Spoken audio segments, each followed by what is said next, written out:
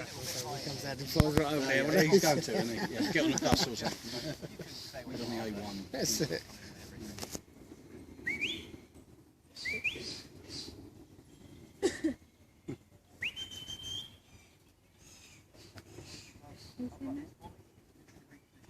No, I can't see it. Come on, Gunner. Hey, he still needs a little bit of weight off, doesn't he? Mate, he's come such a long way. Yeah. You need to be a bit patient with him and let him build up his confidence over time. Absolutely. I mean, just to let you know, guys, when we first started to retrain this bird and get him to fly to people, I mean, it not only took a long time to get him to fly to us, but he wouldn't fly to anybody else at all. I mean, you wouldn't even consider it. After a while, he started to snatch the food out of the gloves and veer off, like, oh, he's looking now.